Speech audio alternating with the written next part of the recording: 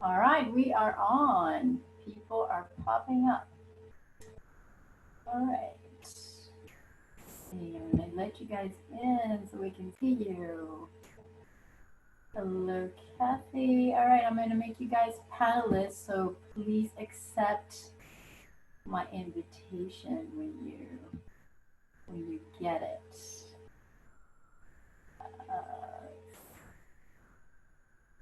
Okay, guys, this is a process. We're doing this as a webinar today, and I'm going to allow you to be on. So I'm promoting you as panelists. So accept the invitation, and you're going to start popping up. So thank you for coming in and being on time. I really appreciate that.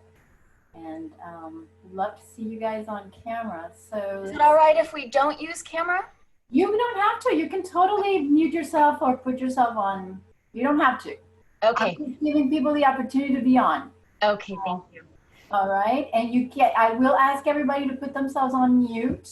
Okay. That way we don't have background noise for the recording.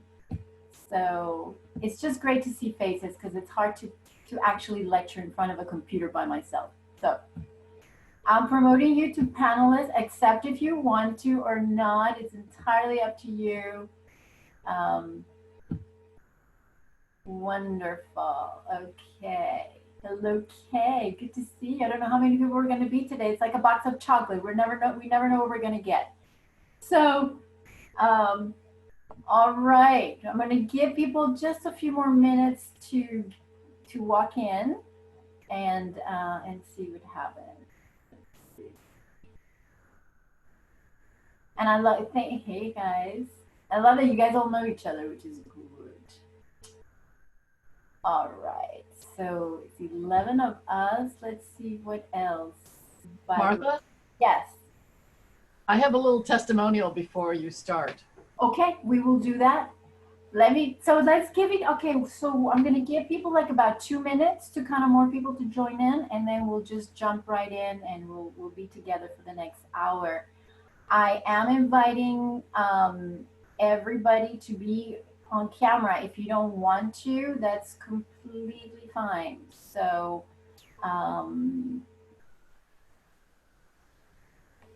we'll just see whoever I can see and so forth. Okay. All right. All right. So I'm going to repeat myself. I'm inviting those people that are coming in to be on camera. If you guys want to accept my invitation, you're welcome. If you don't want to be on camera, that's completely fine. You can just be on audio or chat. So that's that. So let's see who else pops up. And as we're accepting people, did people get their handouts? I sent handouts for everybody. This is a tricky topic because a lot of what you're going to do with pricing, you're going to do on your own. We can't do it here. So I wanted to make sure that you guys had handouts so you could do your numbers, particularly with the formulas and so forth. Did you email that out, Martha? I'm sorry? Did you email out the handout? I was actually in the announcement. There was these little buttons for you to download the handouts. If you don't have them, don't worry. Email me or email Linda or Marin Open Studios, and they'll send you the handouts. Oh, is that the class outline? That's the class outline. Yes, Gotcha. the class outline and the okay. So just want to make sure you guys have that before we start. And I will also share my screen at some point when we talk about the numbers. So, all right, so bear with me because I'm doing a lot. I'm here letting people in. So it looks like a lot of people are in. So we've got, okay, I'm gonna give people 1 more minute and then we'll start, guys. Thanks for your patience, I appreciate that. And I really thank you for being on tonight. So it's 18 of us, which is great. It's a great, great number. All right. So I say we start, Kay. What do you think? You're always my co-pilot in these things, so it's pretty fun to always do these with you. All right. Okay. pricing your art. You guys are these absolutely brave souls that decided to spend time this afternoon with me talking about a very unsexy topic. Pricing is far from sexy. True, but important. Alrighty, Kay, I'll let you start so that you can do some introductions, etc. Well, I was chatting with a professional artist, someone who sells consistently and who really has a handle on that aspect of her career. And she's in Moss, and she said to me, you know what, when I took Martha's class, I used her method of arriving at prices, and it completely settled me down. It changed the way I operated, and it really worked because of using, you know, we all have problems with pricing smaller work that in relationship to larger work. Mm-hmm. And I was so happy to hear that your way of doing this has helped someone who already is operating really well with those aspects of sales. Wow. So that's one thing. It's a really great testimonial. Person, I have no idea who you're talking about, but I'm delighted. Well, it's someone actually. I can't. I don't want to reveal that. No, I totally respect. But so, and the other thing is that I just want to say to everyone that I personally built my career on many of the things that Martha helped me develop a very long time ago. And I kept your notes, Martha, from so many years ago. And I realized that the grounding that you gave me, it helped what I already knew, but I didn't think that I was good enough in some way. And that my ideas were not really a solid way to build a business. And so thank you. That's it. Over and out. Thank you. You're welcome. Talk about an ego boost here for me before I begin. Thank you, Kay. Always a pleasure to be a part of these of Marin Open Studios. You guys are doing fantastic work for artists, and I'm just delighted that to be invited over and over again to be able to share knowledge with you. A little bit of before we begin and before we jump in, I just want to make sure, number one, that everybody has their handouts. Pricing is, like I said, not the sexiest of topics, and much of what you're going to be doing in terms of figuring out your prices is going to be, you know, doing your numbers on your own. But there's tables and there's stuff on those handouts that I think are going to be very useful to you. That's why I wanted you to have the material. Same thing with the tax deductibles for artists and so forth.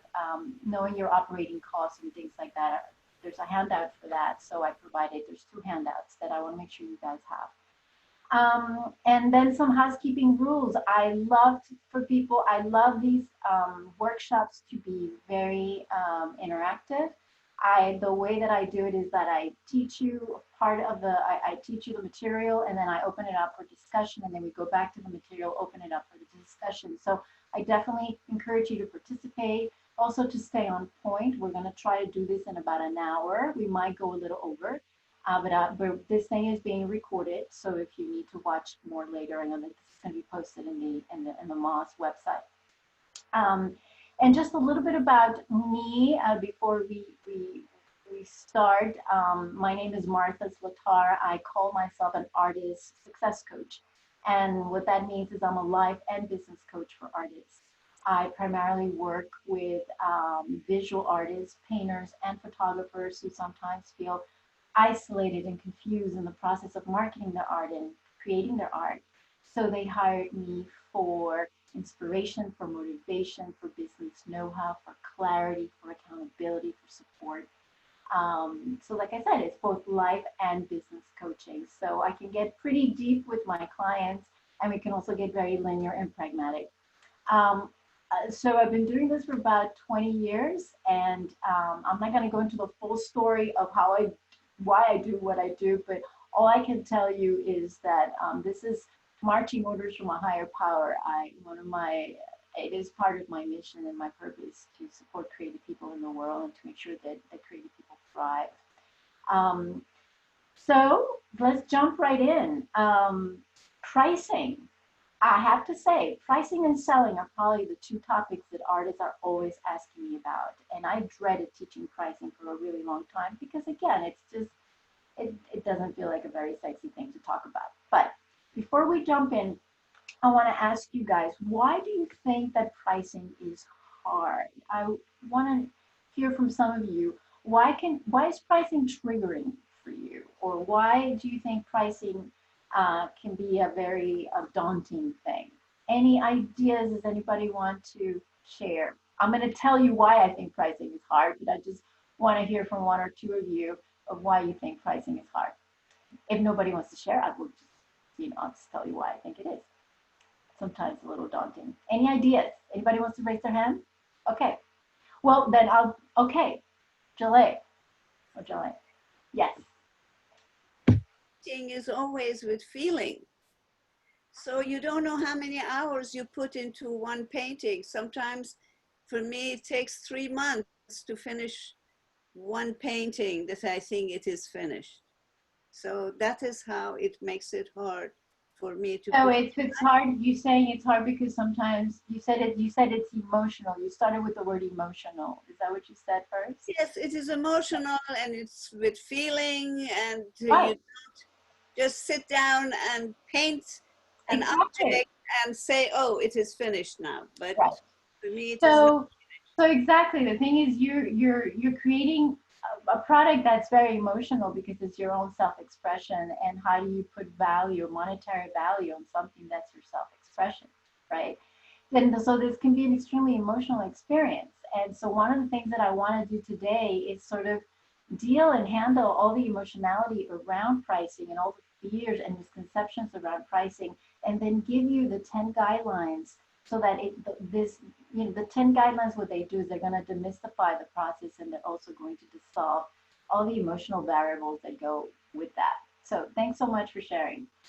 I'm just going to tell you right now, let's just jump in. There's 3 main reasons why I think pricing is hard. And let me just say that pricing is difficult not only for artists, for service entrepreneurs like me, for big corporations. And one of the reasons that is because when every time that you're questioning your monetary value, you're questioning your worth. And when you question your artist, you wonder if your art is good enough for you to ask money, or for people to actually give you money for it. So it's very easy for you to enter a little bit of a tiny existential anxiety. It will happen. So every time you question your monetary value, you're going to be questioning your worth, your reason for being, your purpose. So all of that can be extraordinarily triggering. So number 1, from the handouts, when you question your value, it forces you to question your worth. And when you question your worth, you can get into existential anxiety. So that's one of the reasons why pricing can be super triggering. So that's number 1. Number 2 is when you question your monetary value, if you have any kind of unhealthy relationship to money, that's going to show up. And the thing is, us human beings tend to have a very weird relationship to money. Many of us actually sometimes have unhealthy relationship to money. So some of the limiting beliefs that sometimes people have and sometimes artists have related with relationship to money is like, money is the root of all evil, or people with money are greedy, or it's selfish to want money, it's able to be rich when other people are poor. So again, every time, whenever you get ready to put you're questioning the monetary value of your art, or even when you get ready to sell your work, whatever unhealthy relationship that you haven't dealt with regards to money is going to show up for sure. All right. So when you question your monetary value, it's going to trigger whatever unhealthy relationship you have with money.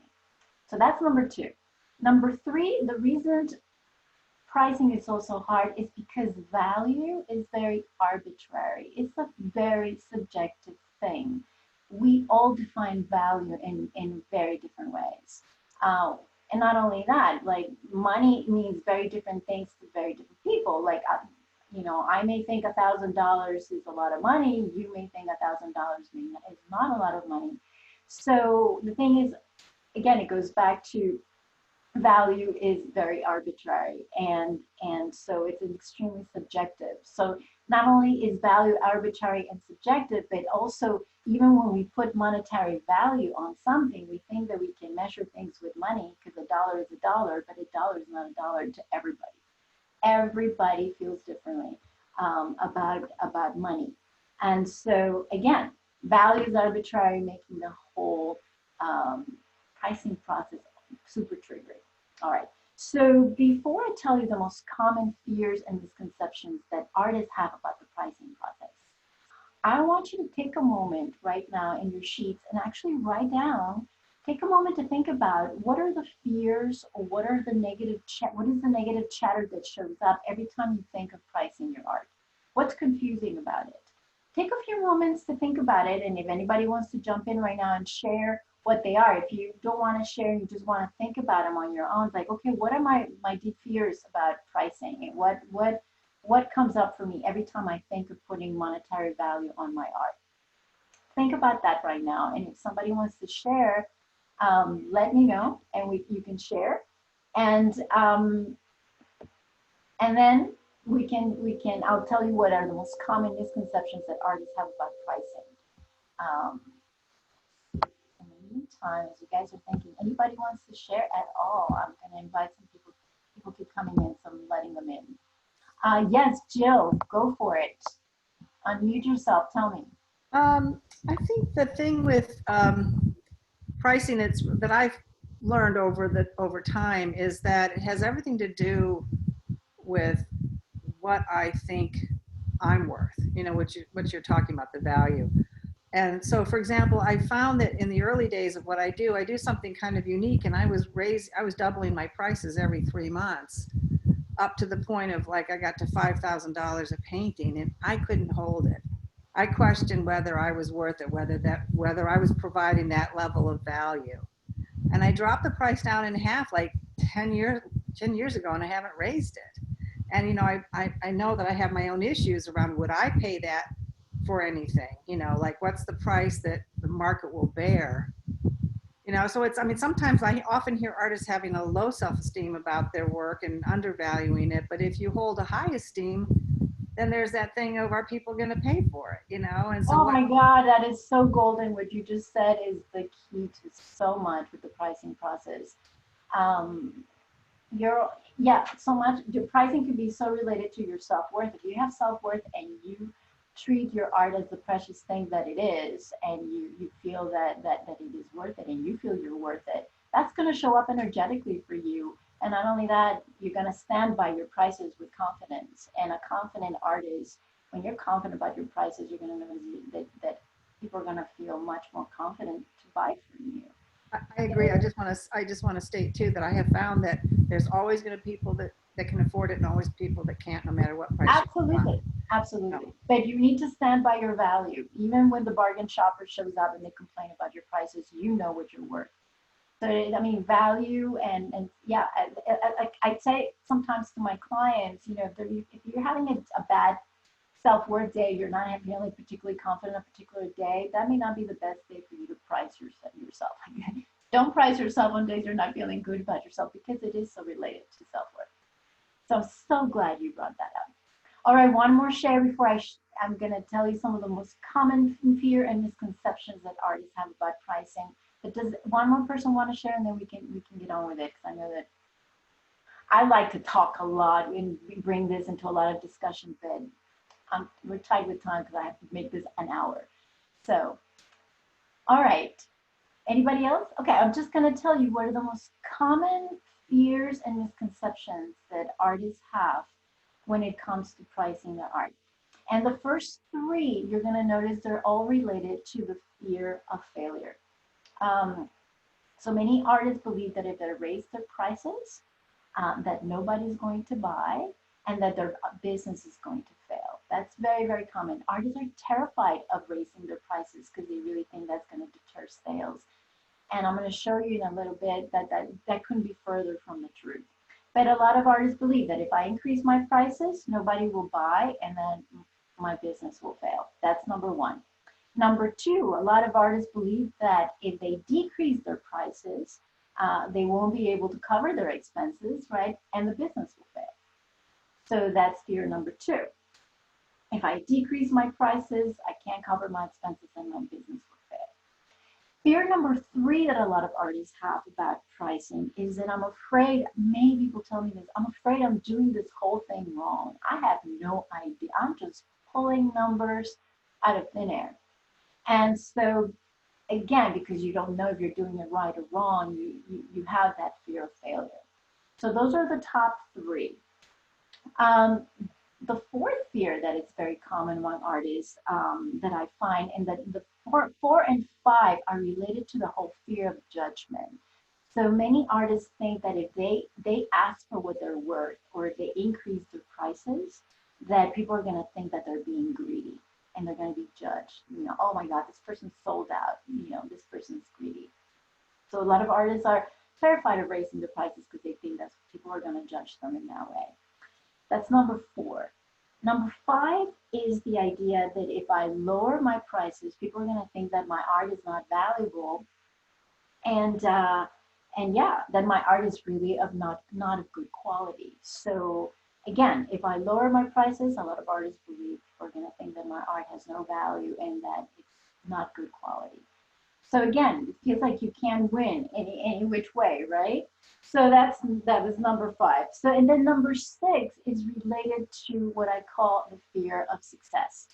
And many artists suffer also from the fear of success. And I hear many artists tell me, well, look, Martha, so if I get clear on my prices, then all of a sudden maybe I'll figure this stuff out and my art is going to start selling. And if I start selling more art, that means that I have to start making more art. And then all of a sudden I'm going to find myself pleasing a market.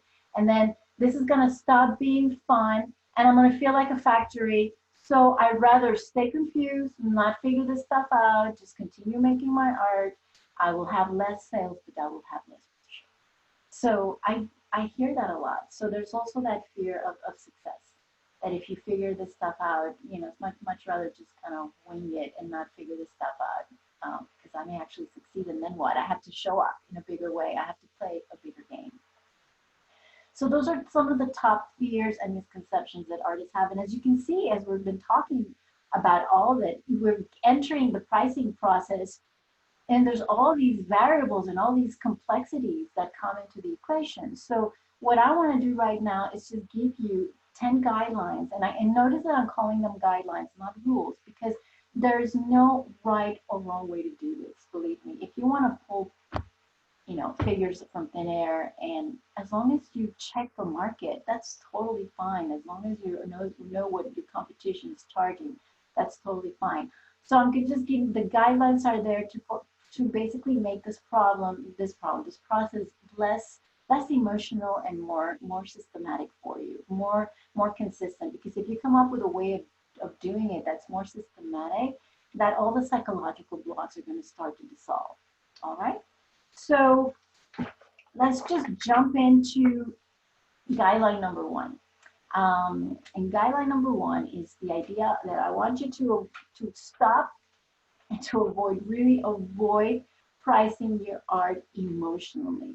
And by that I mean least favorite to most favorite. And I see that a lot. I know that maybe you tell me if you're guilty of this one, that you have an art show and there's this one particular piece you absolutely adore and you don't want to part with it, and you decide you're gonna price that ridiculously expensive. You know, I've seen people put it like at $20,000, and then a similar piece, you know, same size, same medium, and they price it at $2,000, something ridiculous like that.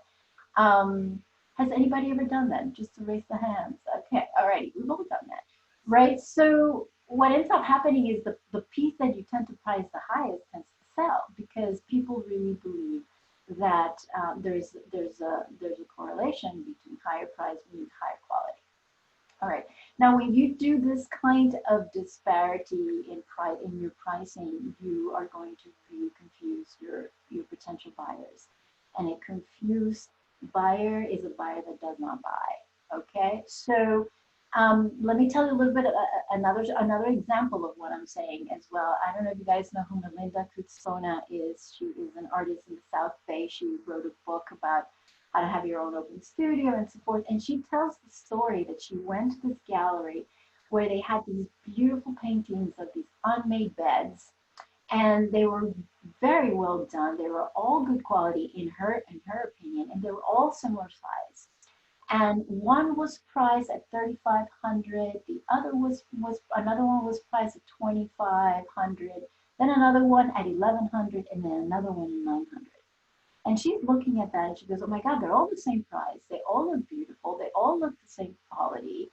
And then what happens, what is the thought process of a potential buyer when they see this disparity? They go, oh my God, well, the artist must think that the $3,500 is like the bee's knees and cat's pajamas. She obviously loves that one, right? The $900 and the $1,100 one, oh my God, well, the artist must not think very much of those. So those must be lesser quality. So what ends up happening is like an artist, a potential buyer just gets really confused and he says, okay, well, I don't know what to buy because the artist is kind of confused about the quality of the work. So again, disparity in your pricing and emotional pricing, all that does is create confusion with potential buyers. And again, a confused buyer is a buyer that doesn't buy. So again, collectors and buyers, they want to feel reassured and they want to have confidence when they buy from you. Any questions about emotional pricing? So if you're an emotional pricer out there, it's got to stop.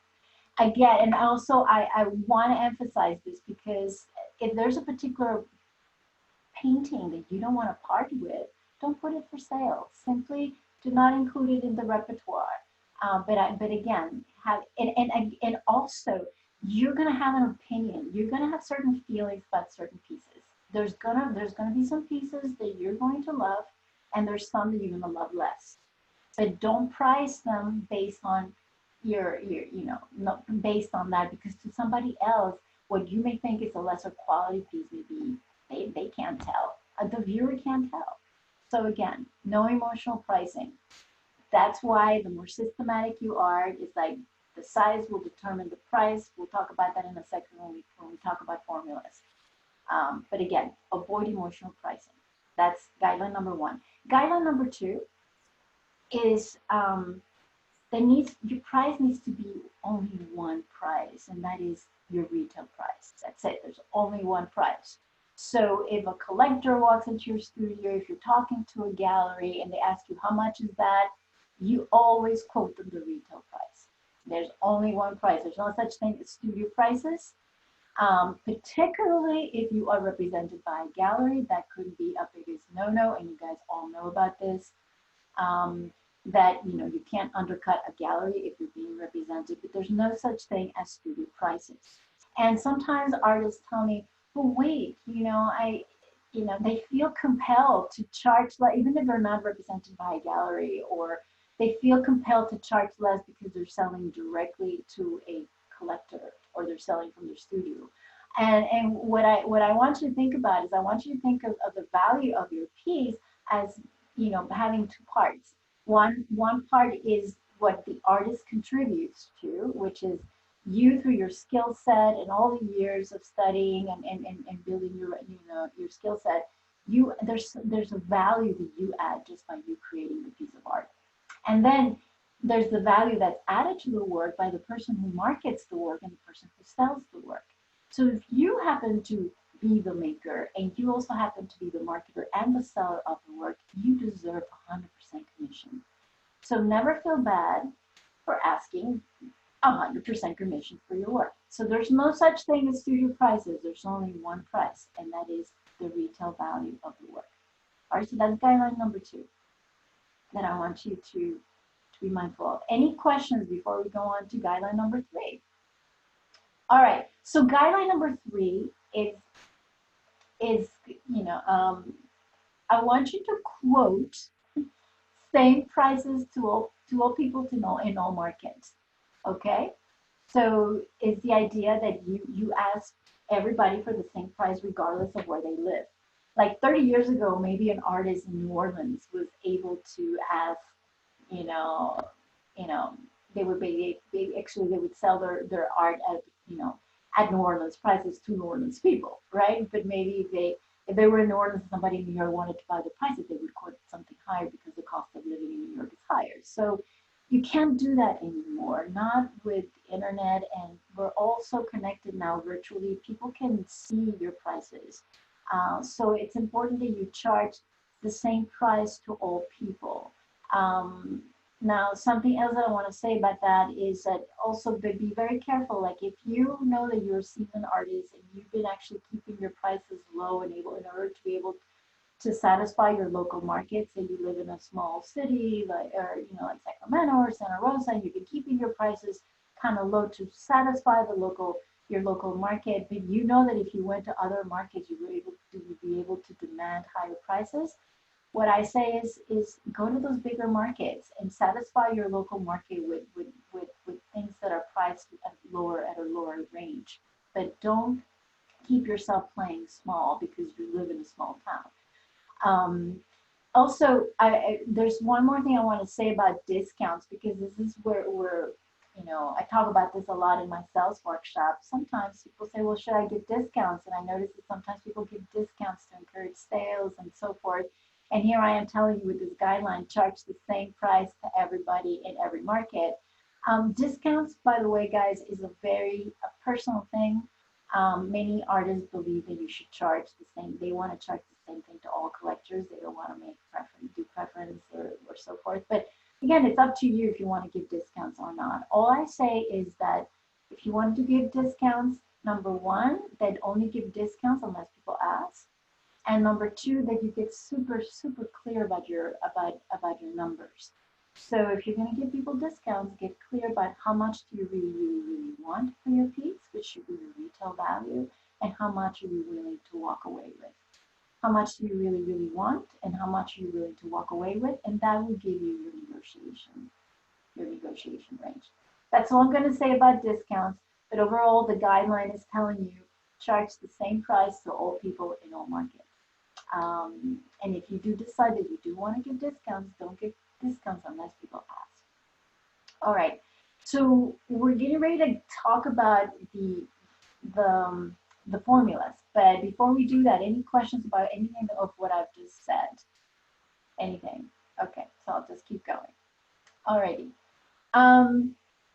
So now we're going to talk about guideline number 4. And guideline number 4 is very important because this is related to pricing formulas. And so I just want to see a hand to see if any of you, do you guys use the pricing per square inch formula, which is one of the most popular formulas in the art world? Who uses a formula to come up with their price? Anybody? Okay, so, okay, Gail, okay, all right.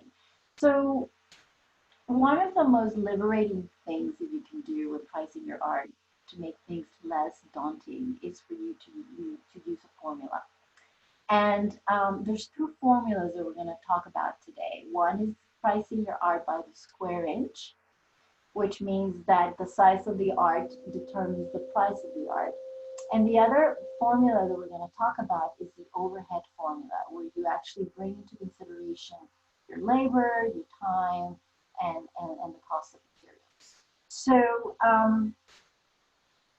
let's talk about the price per square inch. And I'm actually going to share my screen for this, just in case you guys do not have your handouts. But I do want to share the screen right now and show you. Oh, it's not being exciting. Oh,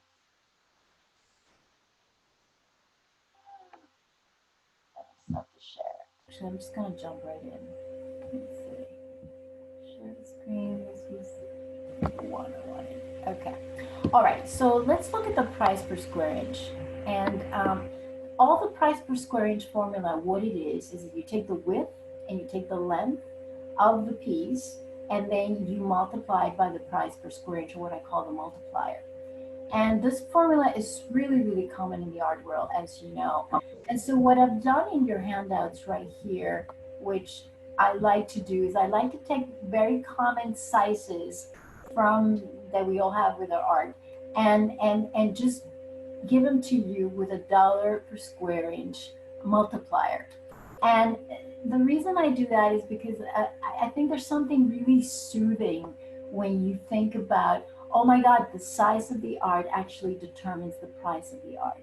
And so you're able, it's nice to see there's something soothing about that. And so what, again, with this particular formula, what's really, really, really important is your multiplier, which is like whatever you multiply your square per, your price per square inch, whatever you multiply your square inches with is really the key.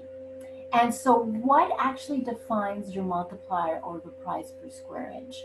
What's going to define your multiplier in this particular formula is going to be your trajectory as an artist. How long have you been around? All right, so that's number one. So your multiplier is also going to be defined by the size of the piece. You're going to notice that not all of your sizes are going to have the same price per square inch. So, and we're going to talk about that in a second. So your multiplier is defined by your trajectory as an artist, number one. Number two, by the size of the piece. Number three, by your medium or your process. If you have a very complicated process, that will also play a part. And number four, your competition. Artists that are similar to you, whatever they're charging. Okay? So say for instance that you so let's talk about how could you determine your price per square inch. There's several ways to do this, and what I've done in the worksheet that you have is I've given you a really nifty little table, and a lot of my clients are using this table to come up with their own price per square, their own multiplier, or the price per square inch. And it's really, really nifty because it gives you all the different levels, whether you're a level 1, level 2, level 3, you're a dabbler, a hobbyist, a part-time artist, and so forth. So you're going to get to see that all in your sheet. But say, for instance, a lot of the time, sometimes we have a piece of art that actually you look at it. Say, for instance, you had a 16 by 20 painting, and you decided, in my heart of hearts, I feel that this 16 by 20 painting should be $350. That's what I feel. You can come up with pricing based on your gut feeling, as long as you substantiate it with a formula and you substantiate it with looking at the competition, right? So say for instance, you have a 16 by 20 painting, you actually want to charge $350 for it. You make your calculations. 16 by 20 is 320 inches. If you take 350, which was your gut feeling, divided by 320, that's $1 per square inch. Again, and then you take whatever amount you come up with, that amount, and you actually compare it with the market, then that would work that way. So one way to come up with the price per square inch is with your gut, and then substantiate it with the formula. And the other way is to actually use this particular table that I have right here, which is pretty nifty. And the reason I love this table, by the way, is because not only are you able to come up with your pricing based on your trajectory, based on your level, but you're also able to decide where you want to position yourself in the market.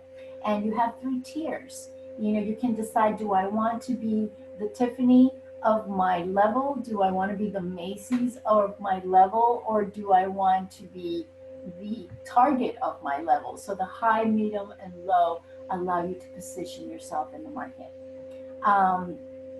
So let me just give you an example. In this particular case, let's say for instance here, we have a level 3 artist, like Melinda Kutsona, the woman I was telling you about. When she became, when she did her first open studio, she was a level 3 artist. She did all her prices, and she realized, she went to the table and she said, okay, I'm a level 3 artist, and I decide I'm going to price myself in the middle range. She decided that she was going to price everything at 70 cents a square inch. And so all of her prices right here are 70 cents per square inch. And for the sizes that she offered, it really worked quite well, even after she compared herself to the market. So what you're going to notice is that all of your sizes are not going to work as well as they did here in this particular example. So what happens is that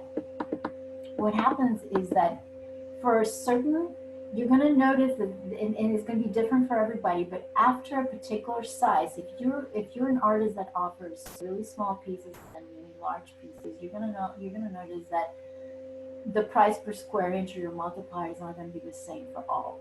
So the general rule you need to apply is that you tend to increase your price per square inch for smaller pieces, and you tend to decrease the price per square inch for larger pieces. So let me give you an example. Say, for instance, that you have a seasoned artist. She's been around for a while, and she's getting ready. Usually this person sells a 16 by 20 painting for $6 a square inch. And so that's 1920, which she rents off to 1900. And then she decides that her bigger, if she took her 48 by 60, so that's a 16 by 20 that she sells at $6 a square inch. But if she took her 48 by 60 and she sold it at $6 per square inch, this person would throw themselves completely out of the market. So for the bigger pieces, you need to charge less per square inch. And what that number is could really vary. So you got to play with your numbers, and you're going to notice that once you come up with your numbers, they don't mean anything if you don't compare it to the market. You have to look at artists that are similar to you and so forth. So continuing with this particular example, so again, you come up with your numbers using this formula, and then after that, what you do is you also add your framing and your cost of materials. So in this particular example, say this artist is 16 by 20. They charge, she's a seasoned artist, she charges $6 per square inch. And then her frame and her canvas was 150. This particular artist actually happens to be represented by a gallery, so she decides to double her costs. And then and that way when she gives 50%, commission to the gallery, she's able to get back her costs. But if you're not represented by a gallery and you come up with your numbers using this table that I just gave you, all you would have to do is to that number that you come up with, just add your costs of materials, and then you wouldn't have to double them. You would just add the number and you would have your total. Again, if you have the handouts, all of this is written out, spelled out verbatim for you so that you can have this in front of you when you get ready to do your numbers. But that scale that I gave you is golden to get you started. If you don't even know where to begin, if you've been an emotional pricer, grab that table, decide where do you need to, where in the table do you belong, are you a dabbler, hobbyist, part-time, full-time, season? And then decide, do I want to price myself high, middle, low? And then again, also, if you also have a very intricate process, then you're going to probably, your multiplier, your price per square inch is going to tend to be higher. So, but again, these 3 tiers, what they do is they really give you an opportunity to start this process before you compare yourself to the market. All right. So, and then what I did in this particular sheet as well is I gave you ideas for sometimes artists tell me, do I price more if I have to do a commission? I said yes. And for instance, for people who do portraiture, you're adding another person to the piece. You should add an additional that's an additional variable or additional money that you should charge. Sculptors, 3-dimensional artists, you take your casting cost and you multiply by 3 and 4 depending on your trajectory. Photographers, they also should use the price per square inch, or they can also just take their cost of the framing and the mounting and the printing and multiply by 3, 4, 5. And then I give also examples for fine jewelers and so forth. So any questions about the price per square inch before we talk about the overhead time and labor formula? let's see, I'm gonna stop the share to make sure I can see you guys. Any questions so far, guys? I do. Yes, Melissa. So I'm a sculptor, but I don't cast things. So that isn't really applicable. What would you suggest? I don't fully understand the question. So Your pricing is Probably based you on don't my cast? casting costs, but I don't have any casting costs because Okay, I do. well, whatever your costs are multiplied by those numbers, by 3 or 4, depending on your trajectory. Okay. But also maybe in your case, the next formula might actually work better for you. So again, I'm giving you the formula. Well, you know, for you, of course, you're 3D. So the first formula may not work, but the next formula may actually be more applicable to you, to the sculptures. So again, use whatever formula resonates with you. And this is not a linear or perfect process, but what I really care about is that you make this a little bit more systematic. So any other questions before we jump into the overhead formula? Okay, so I'm going to jump in here, and again, let's share. Okay, there we go. So let's see. So the overhead time and labor formula, you know that sheet, that additional sheet that I gave you that has all of the, this is the one that I also want you, you know this sheet right here that I gave you that shows you all of the expenses that you need to keep track of. Everything that's deductible for an artist, a lot of these are going to be your operating expenses. And I really encourage you that you start tracking all of this for your business, because then you're going to have more clarity on your numbers. But what I want to do is I want to go over the overhead formula. Let's see. Okay. The overhead formula is not going to work for every artist. And yet I actually suggest to all my clients that they try it, because what it does is that it clarifies things for you.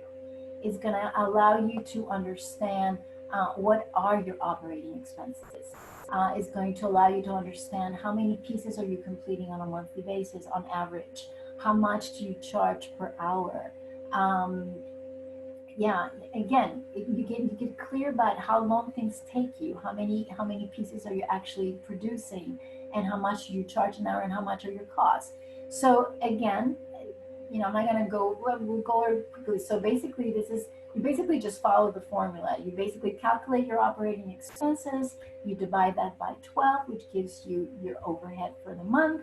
And then if you understand how many pieces you complete on average per month, you can basically divide the overhead per month by the number of pieces, so you're able to figure out your overhead per piece.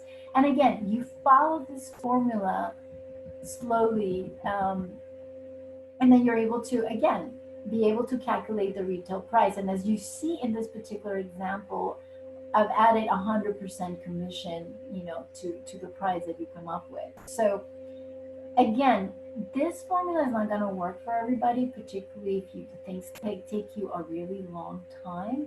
But I find that just going through this exercise is extraordinarily clarifying for artists, because they start understanding, what are my operating expenses?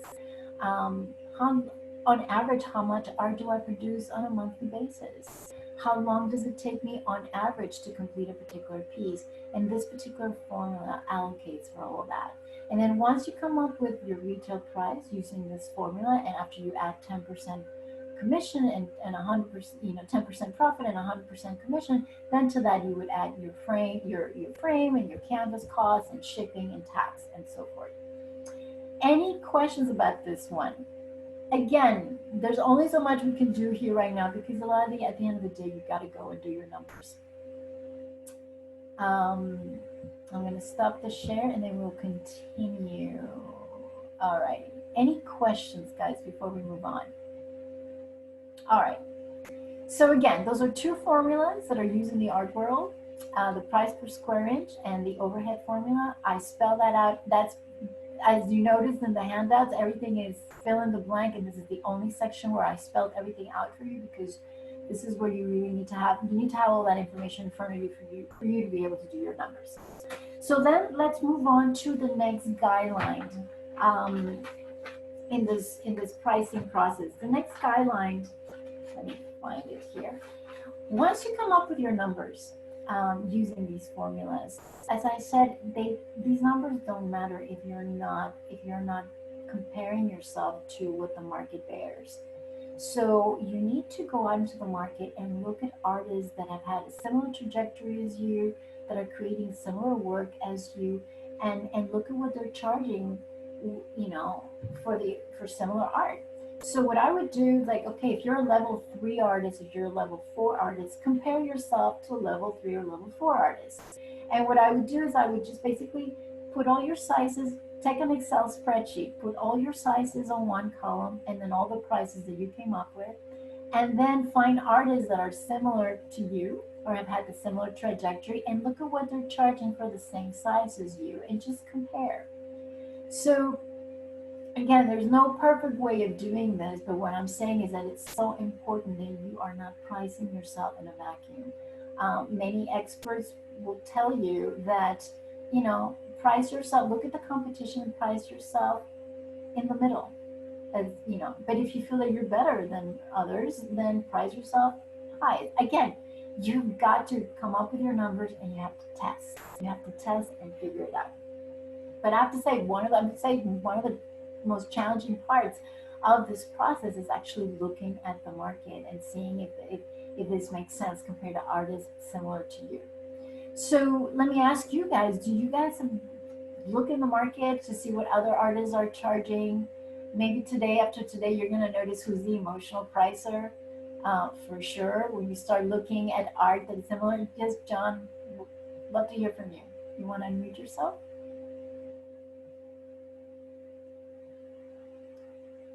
Can't hear you. Let's see. All right. Let's see. Can you guys hear John? No? John, we can't hear you. Let's do that. And I can see that you're unmuted, so that's kind of strange. Aww. Yeah, I am unmuted. There you are. Okay. As important as it is to look at the market, the more important question to me is, are those people selling? Well, the thing Right. is, So I mean, you could look at people's, what their pricing is on their website or at a gallery or whatever, but are these pieces turning over? What is the success rate here? yes and no. It's an interesting point that you're bringing up, but the thing is, the sales process is so much more than just pricing. Just because somebody's pricing something correctly doesn't mean that they're selling. Right. And that's why I talk about it myself. You know, people may not be selling because they don't know how to sell. They don't know how to talk to collectors. So again, I don't think that how they pricing is really deciding if the art is selling. There's many variables of why a piece of art sells. I think what's important is that, you know, when you look at people, make sure that you feel that they have their stuff together. Like, you know, they seem to be organized. You can tell that they're not emotionally pricing themselves. They may be, I don't know, maybe even represented by a gallery, but they look like there's a certain degree of professionality that's going on. And again, you're just looking in general to make sure that you're not putting yourself off the range with other people. And look, you're not going to look at just one person. Just look at, you're going to see similarities. You're going to start being able to pick up who's an emotional pricer, who does not have their stuff together. But again, and if you follow them, you might realize if they're selling or not selling. But I don't necessarily think that that's a real criteria. Believe me, I know of many people who should be selling the art and are not selling it, who are pricing it very well, but they're not selling the art, and it has to do sometimes with their energy or some other reason. Okay. Right. Any other questions with regards to comparing yourself to the market, or anybody, any of you who have done this, and how have you compared yourself to the market that has worked for you? All right, so that's guideline number 5. Your numbers do not make any sense unless you actually also look at the market, and also make sure that you're not comparing yourself like to Jackson Pollock or to Picasso and things like that. So Compare yourself. If you're level 4, compare yourself with level 4. And in general, position yourself, in the middle of the market. All right, so that's guideline number 5. Guideline number 6 is very important, and I really, God, I really like to make the point. I find that many artists tend to underprice their work. Don't underprice your art. And I think the reason many artists underprice their art is because there's this misconception or this belief that if you undervalue what you do, or if you lower your prices, that's going to instigate sales. And nothing can be further from the truth. That is one of the biggest misconceptions about pricing that I've ever seen. And if you're a seasoned artist and you've been keeping your art priced pretty low, raise your prices and you're going to see magic happen. I have seen this time and time and time again. So an example of this, I don't know if you guys know who Jason Horish is. He is the owner of Xanadu Gallery in Arizona. And he, in the recession of 2008, he decided, oh my God, there's a recession in the country. I'm going to start asking all of my artists to send me pieces that are of a lower value. We need to have lower price work in the gallery. So he basically filled out the gallery with lower price work.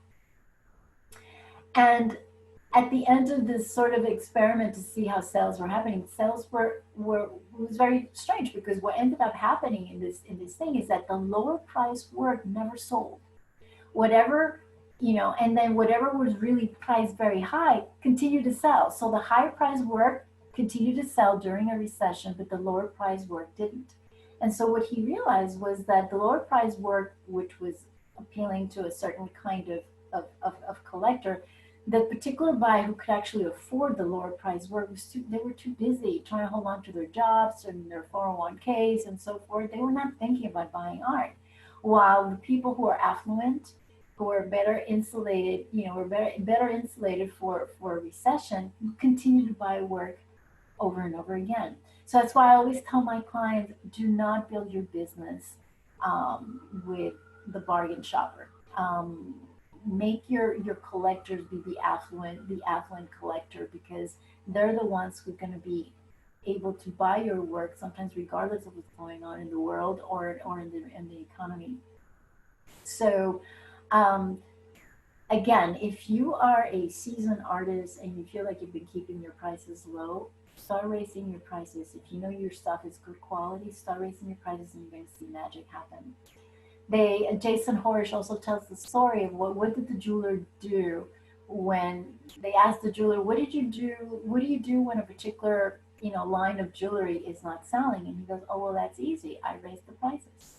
Again, it goes back to the idea that higher price means higher quality.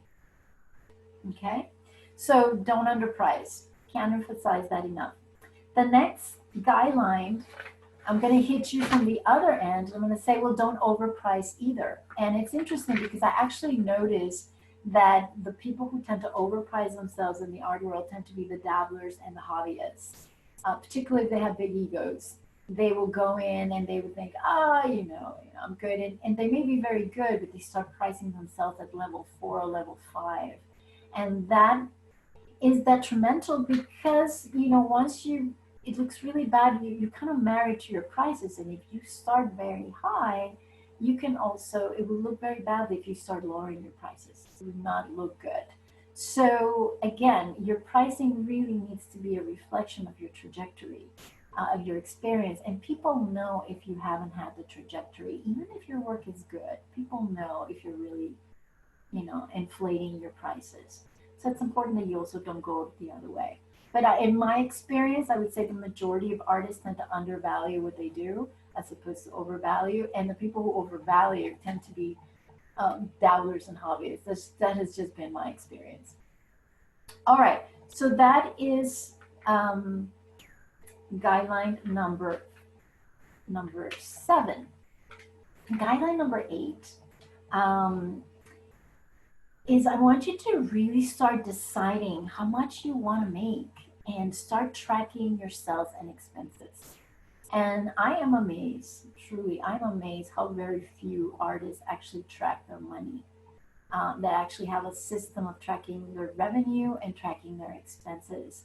And the thing is, it's very hard, again, for you to price in a vacuum if you don't have, again, it'd be easier for you. The pricing process is easier if you have a certain degree of some kind of a goal. So I always tell my clients, begin with just starting with the basic goal of breaking even. Just make it your goal, figure out what your expenses are, and make your first goal break even. And so make sure that your pricing reflects that.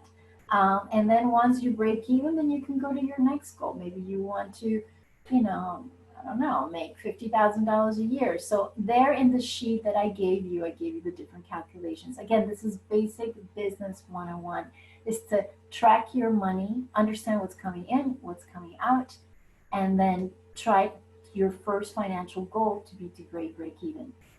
And the reason I'm saying this is important because I've seen it with artists in the past, that they think they're doing great and then they sit down and they do their numbers and they realize I'm barely covering my expenses. So it's very important that, again, that you see the pricing process as part of everything, tracking your money as part of everything. You can't just, price for the sake of pricing, but it'd be great for you to have financial goals. That way, if you're making your numbers. I'm just curious, among you, who tracks their money? Do you guys track your expenses and your sales? Wonderful. What do you use? I'm always curious in knowing, how do you track your money? What do you guys use? John, Jill, any of you guys, feel free to jump in. What do you guys use? I use a lot of Excel spreadsheets. Okay. All righty. And John? Just to do an effort. I can't hear you again. I use one credit card for my business, and then I have all my expenses on that credit card. It makes it pretty easy. That's really smart. That's really, that's good. Okay. Well, John? Yeah, can you hear me? Yes, we can hear you. Hi, I use QuickBooks. Oh, you use QuickBooks. Okay, Yeah, great. QuickBooks Online, which is awesome. That's great because you're also allowed to use you track your inventory. So, Yes. Which is great. Some artists are using Artwork Archive, not only to track their inventory, but also their expenses. Then there's a feature in that particular software that is allowing you to do that. But yes, I would say it's a combination. QuickBooks tends to be pretty good for artists because of the inventory quality. And that also that you can talk to your bank and be able to kind of download reports and being able to print the information in all kinds of ways. I always tell my clients, can you print me a report right now that tells me how much money have you made so far this year? What's been your revenue? What's been your profit and loss statement? Can you do a profit and loss statement? And everybody looks at me like, oh, and again, selling your art is a personal decision. But if you make art and you sell art, in my opinion, you're automatically in business. So what better than, even though you're an accidental entrepreneur, it's great that you empower yourself with kind of entrepreneurial systems and ways of doing things. All right, it's 5 o'clock, so I got to keep going. We're almost at the end. Guideline number 9 is don't overanalyze and really choose a price and stick with it. As you can see, there's no one way to do this. You need to just come up with your price. Come up with your price using the table that I gave you. Then go look into the market and see what other people are charging. And if you feel like it is pretty decent, it doesn't have to be perfect. You test the stuff. You test and test and test. But at the end of the day, you need to choose your numbers. But more importantly, you need to stand by your numbers. And it goes back to what Jill was saying earlier, that you need to own your value. You need to own your value. When I raise my prices, I notice it takes me about 3 weeks to own my value.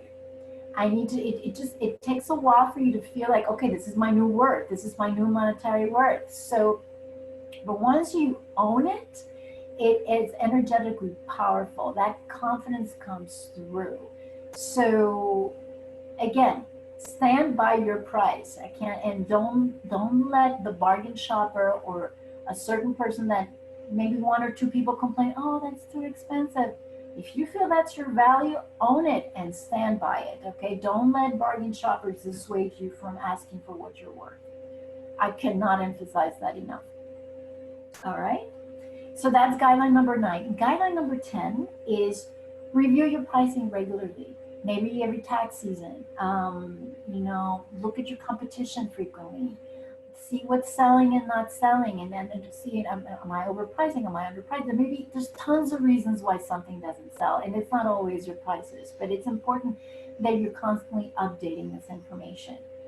All right, so before we conclude, there are 6 tips that I want to give you that are very cool, because I really want to introduce you very briefly to the whole idea of perceived value, and I'm going to define perceived value in a second, but I want to give you marketing ideas so that you can start influencing the way buyers perceive your art.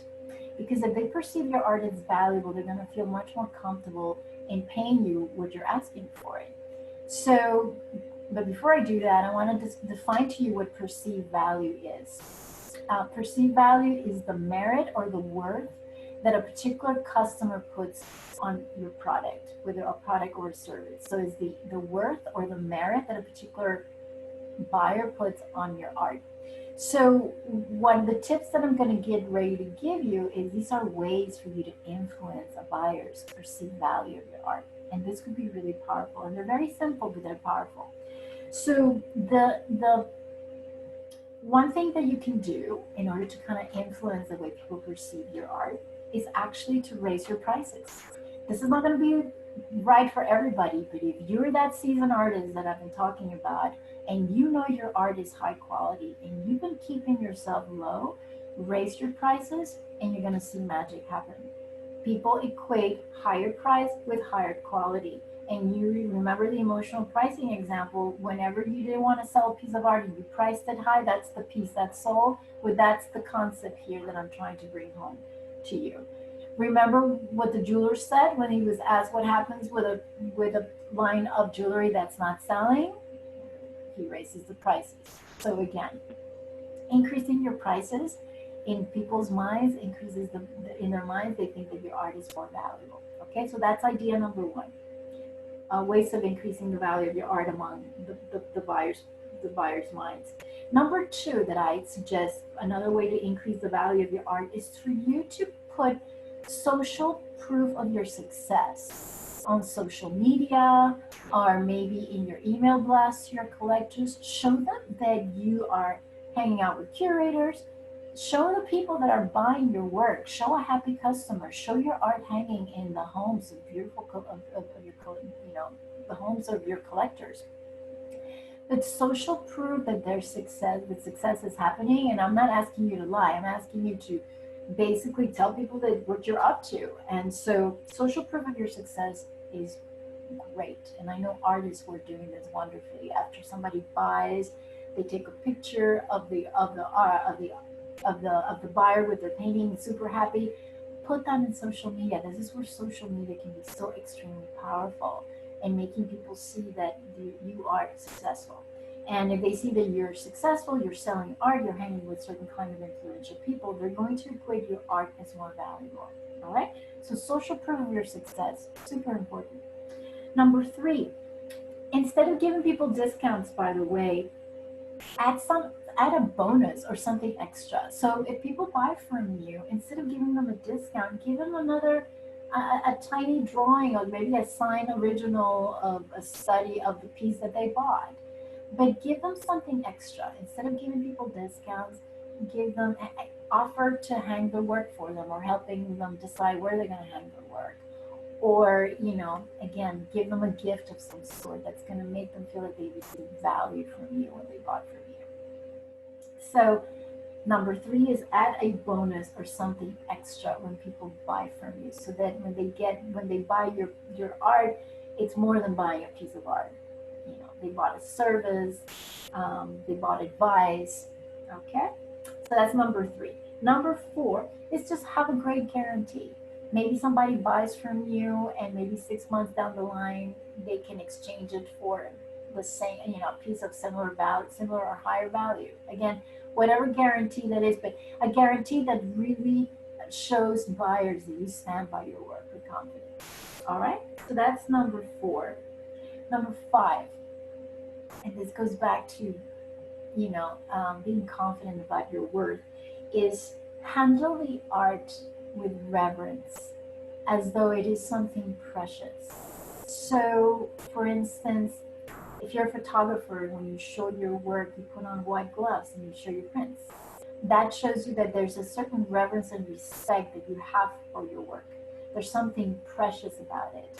Or if you, for instance, include instructions on how to handle the work or how to clean your art when people purchase from you, that shows you again that they just purchased something valuable, something that's precious. And this is how you can take care of something precious. Again, people will start perceiving your art as more valuable when you treat it with honor and respect.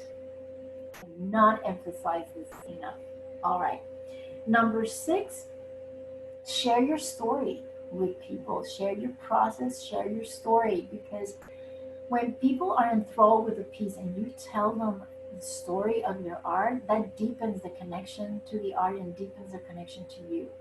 Not only that, if you also show them your process and your process is intricate, they're going to see, oh my God, I understand why this person is asking for this amount, for this price. So the behind the scenes is one way of really adding value. People perceiving your work as more valuable, particularly if it's intricate and interesting. All right. So that's number 6. And I'm going to add an extra one. I don't think there's a number 7 in your sheet, but I'm going to give you a 7 and an 8.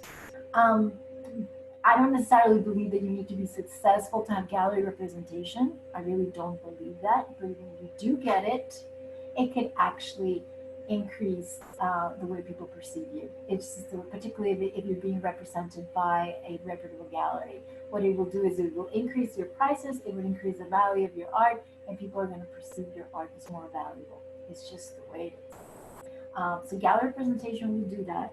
And also be very careful. And number 8 that I wanted to give you is I really love when artists donate their art to causes that matter to you. I think that's great, but don't over donate, because when you oversaturate the art world with donations, I feel like it dilutes your brand, and then people don't see your art as valuable as it is. All right. So that's it for the content. So in conclusion, I gave you all the guidelines. You probably know which guidelines you are violating right now. If you're the emotional pricer and you've been, pricing based on most favorite and least favorite, it's time to stop. If you haven't been tracking your money, it's time for you to track your money to get clear about your numbers. It's time to do that. If you know that you've been creating great work and you've been keeping your prices low because you think that's going to instigate sales, let me tell you, increase your prices right now and you're going to see magic happen. All right. So 2 things before we conclude. 1, I always, when I have these webinars, I like to offer about 5 of 6 free consultations to anybody who's interested. And you can either contact me, I'll email you, but you can either contact me, and my contact information is in the sheets that you have. I'm also going to put my calendar right now in the chat. And you can schedule a free consultation. I'm going to offer 6 to this group. You're more than interested, go in there and schedule your consultation with me. It's a 20 to 30 minute chat. It's like a mini coaching session. So if you're interested in coaching, or you have a particular problem you want to explore with me, schedule your session. And then the last thing that I want to do before we conclude is I want to hear from you right now. What are 1 or 2 things that really resonated with you that you feel that you can use right away, or us as your witness? You can tell the group right now, guess what, guys, I haven't been doing this, but because of today, I'm going to start doing it. What are you taking from today that you'd like to share with the group right now? Anybody wants to share? I had actually a question. I don't have your handout. Is there Who's saying this? Oh, Jelle, you don't have my handout? Email me and I'll send it to you. I'll be glad to use. I emailed So, okay.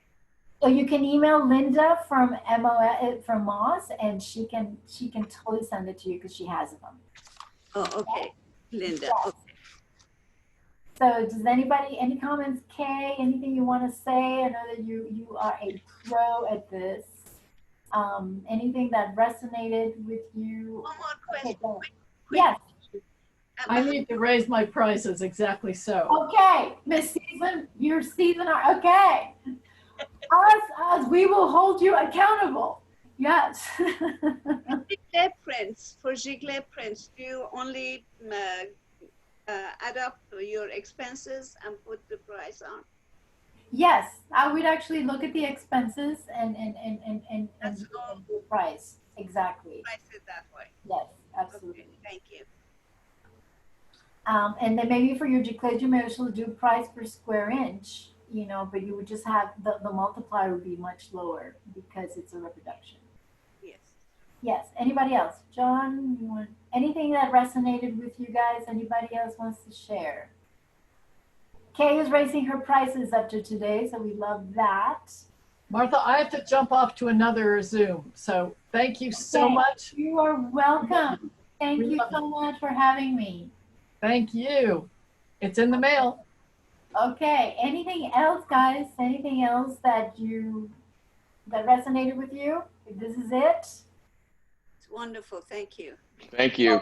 you are welcome, guys. Well, thank you. It's been my absolute pleasure to hang out with you guys this afternoon talking about pricing. If there's anything you need, let me know. And I look forward to connecting with you again. Hopefully you'll have a consultation with me and we can chat. All right? All righty, guys. Have a great afternoon. Take care. Thank you. Bye-bye. Bye.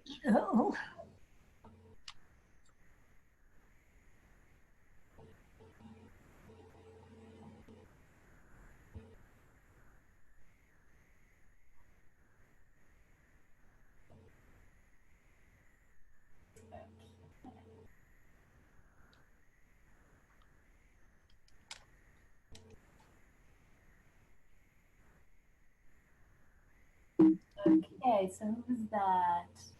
We know.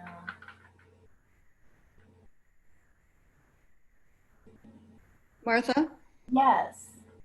Yeah, I'd love to talk to you sometime. One of the things that when you mentioned why things don't sell because of the way you talk to a buyer, potential buyers, Yeah. I'd love to talk to you about that. Well, you need to come to my selling workshop because I talk about that. But if you even want to begin the conversation through a consultation, you know, first I'd like to see what's going on with you. So there's different ways. You can either buy. I have the class and I can sell it to you and you can watch it, and then we can talk. That's one idea. And then I can send you one of the latest webinars and you can hear about it. And that can give you an idea.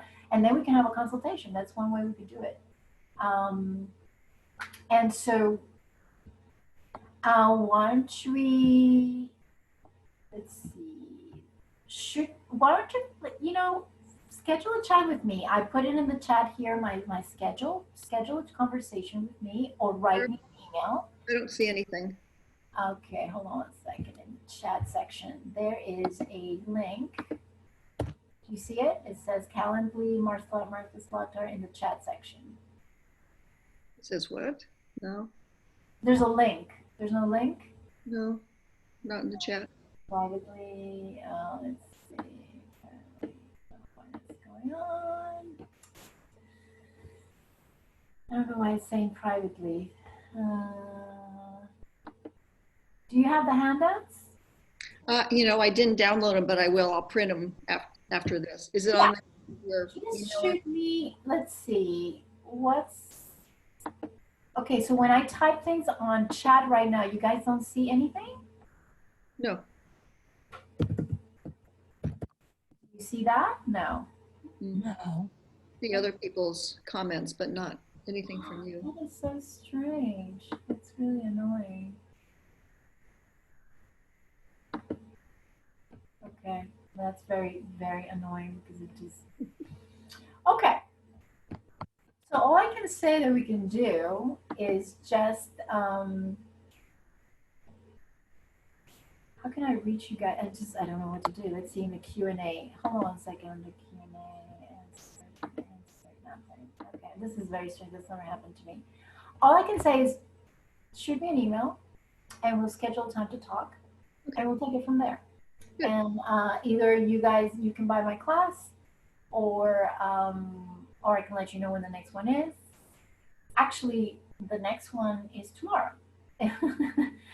So I have one tomorrow through Root Division. But if you just want to buy it and you can do it whenever you want, I can sell that to you. Just I'll send you a link and you can pay me through PayPal or something like that. Alrighty. Okay. Sounds good. Thank you. Okay, Dale. So shoot me an email. Okay. And we'll chat. Okay. Thank you. Okay. Take care. Thank you so much. Alrighty. Bye-bye. You know,